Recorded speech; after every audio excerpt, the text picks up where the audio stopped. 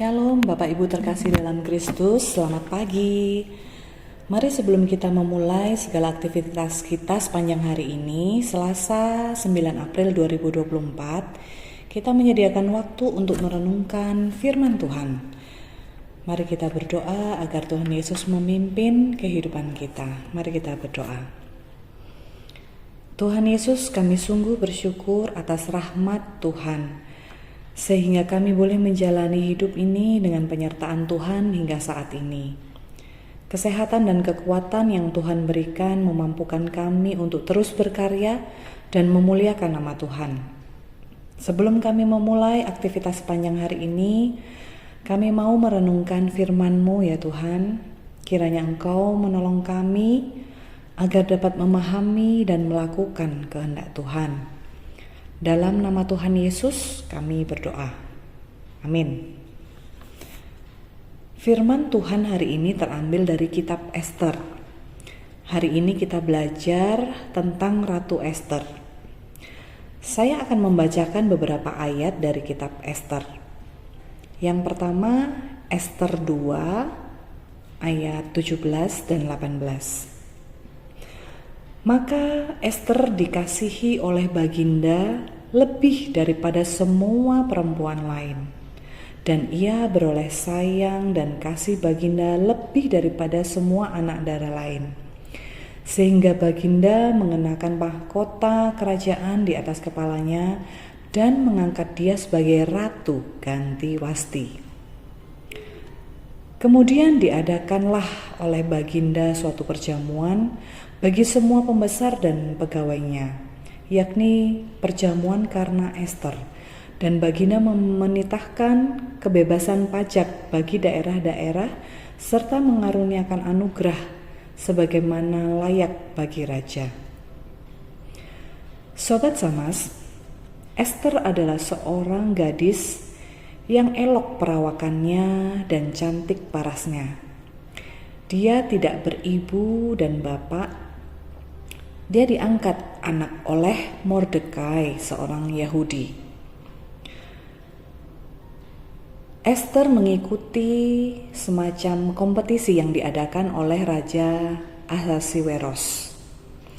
Kompetisi ini diadakan karena Ratu Wasti dibuang karena ia tidak menuruti perintah raja. Dan yang tadi kita baca di ayat 17, Ester akhirnya diangkat menjadi ratu. Pada zaman itu, ada seorang yang bernama Haman. Dia adalah seorang yang diberikan kebesaran oleh Raja Ahasiweros. Mordekai tidak mau menuruti perintah Haman.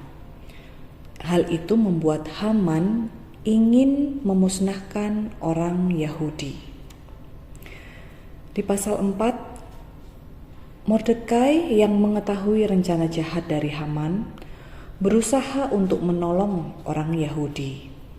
Mordekai menyampaikan kepada Ester tentang rencana jahat itu. Mordekai meminta Ester untuk menghadap raja.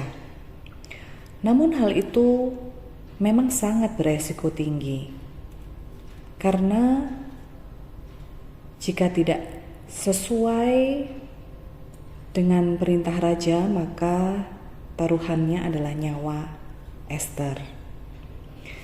Selanjutnya kita baca di Ester pasal 4 ayat 15 dan 16. Maka Ester menyuruh menyampaikan jawab ini kepada Mordekai. Pergilah, kumpulkanlah semua orang Yahudi yang terdapat di Susan dan berpuasalah untuk aku. Janganlah makan dan janganlah minum 3 hari lamanya, baik waktu malam, baik waktu siang.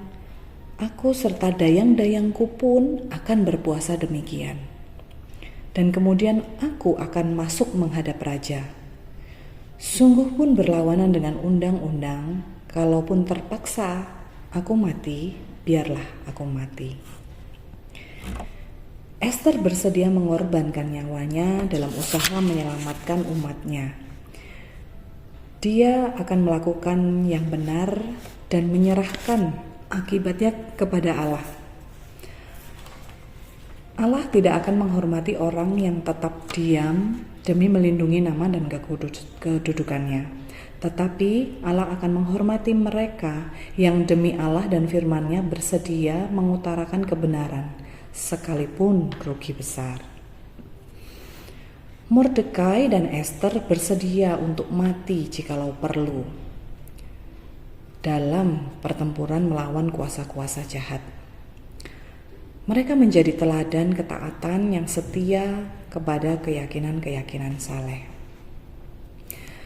Pada akhirnya orang Yahudi bisa diselamatkan.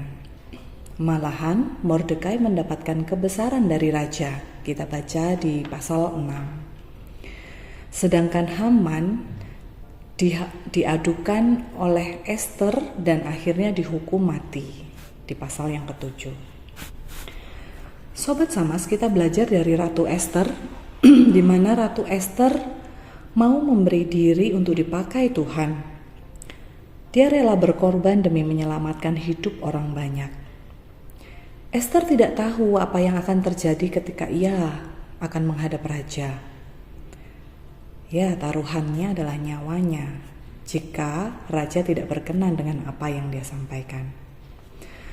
Namun Ratu Ester dikuatkan oleh Mordekai dan mencari perkenanan Tuhan melalui puasa yang dilakukan bersama-sama dengan orang Yahudi.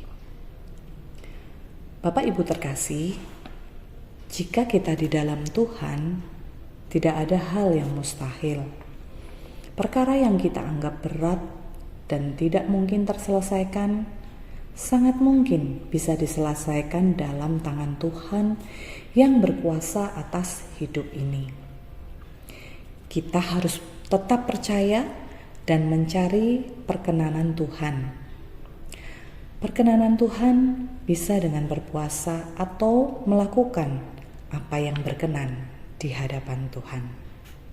Amin. Mari kita berdoa. Bapa dalam surga, kami bersyukur untuk perenungan kami hari ini. Kami mau belajar dari Ratu Ester yang hidupnya Tuhan pakai menjadi berkat bagi sesamanya. Kiranya Tuhan mampukan kami dimanapun Tuhan tempatkan kami boleh menjadi berkat bagi sesama kami. Ampuni jika kami masih banyak kelemahan dan kekurangan ya Tuhan. Kami mau terus belajar untuk menjadi serupa dengan Engkau. Dalam nama Tuhan Yesus kami berdoa. Amin. Sobat Samas, ingat dan pegang selalu janji penyertaan Tuhan dalam hidup kita. Selamat beraktivitas, Tuhan memberkati.